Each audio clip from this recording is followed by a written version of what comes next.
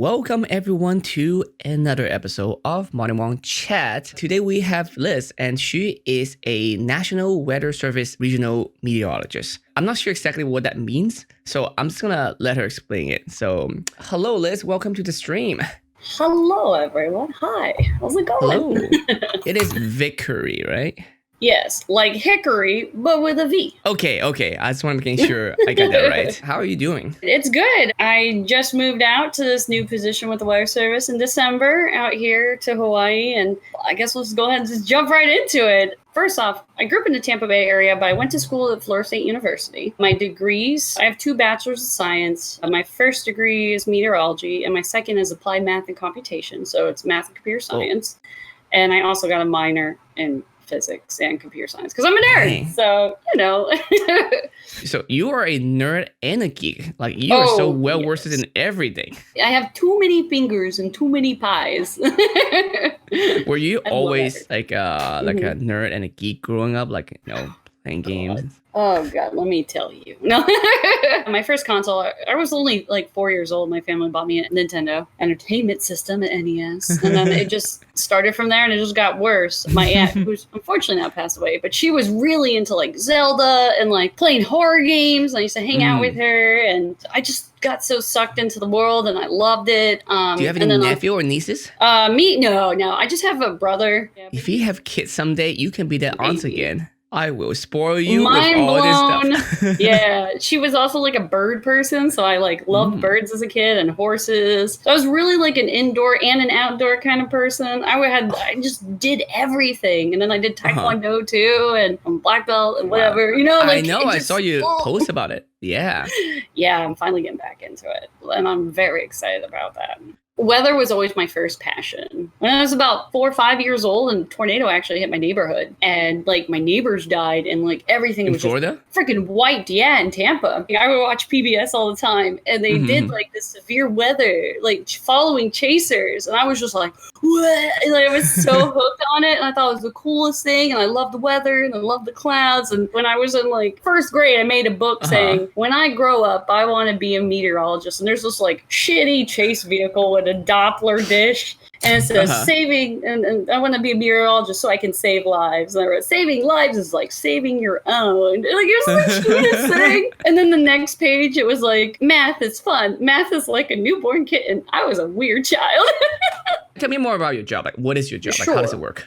Originally, when I first got into the Weather Service, I was a operational forecaster. I started my career in Key West, and then I went to I started my career in Tallahassee, Florida.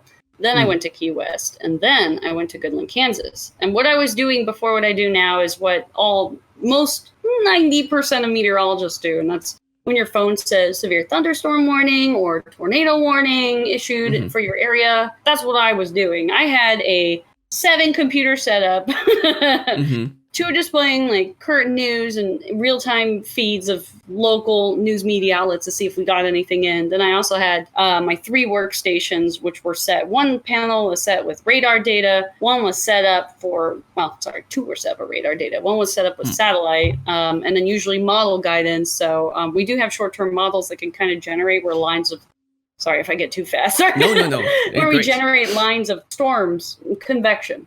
And then we would like run those models every hour and kind of like go through and see, okay, where we might have the best areas. They've gotten a lot better, but you still need a human, We still add value in the first 3 days of the forecast. But that was the big part of my job as an emergency support meteorologist before, was issuing these warnings or getting the forecast out. It wasn't just tornadoes. It was also winter, flash floods, fire, weather forecast, you name it.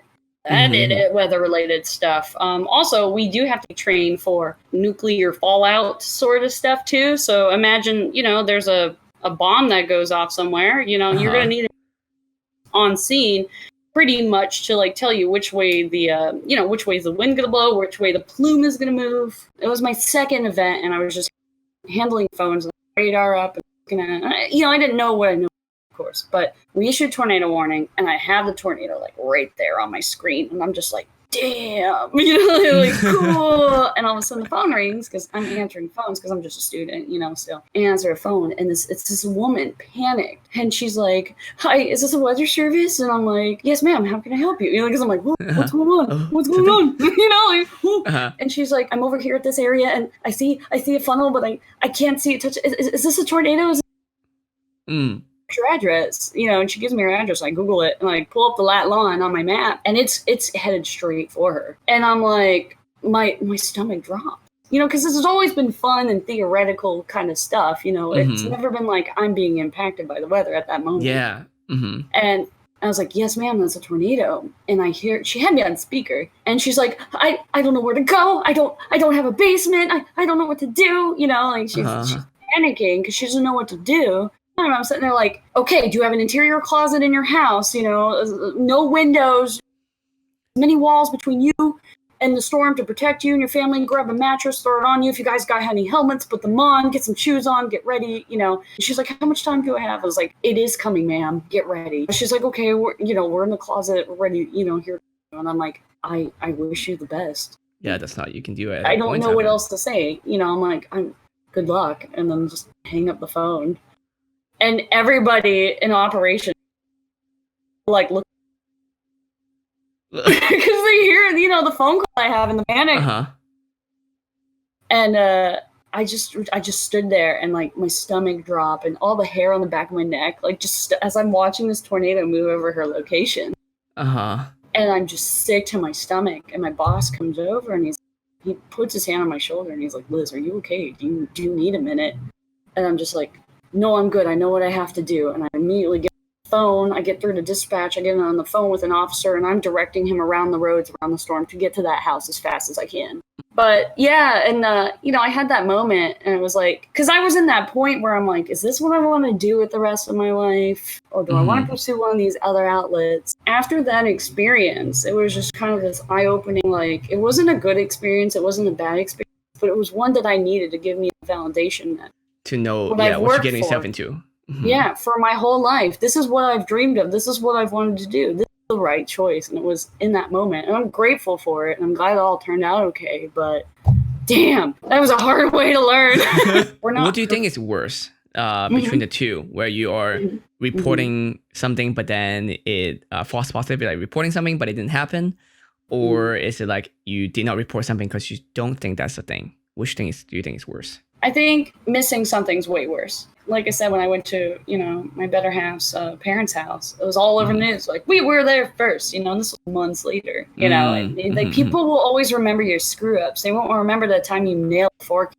They're only going to complain when you're wrong or you miss something, you know. And it's really hard to get that across. Like, I love what I do. I want to help you. And we're like, you federal baloney. You know, it's like, just bullshit. You know, it gets really hard sometimes, again, with people in politics. And it's very eye-opening because like, you're able to balance the two things. Terribly sometimes, I think. But no, meaning, but you're like, still cosplaying and you're still streaming and all those stuff. Yeah, I do stream and play video games. And how often do you stream now? Actually, I stream Tuesday, Wednesdays, and Fridays, 5 Hawaii time. So like 8 or 9.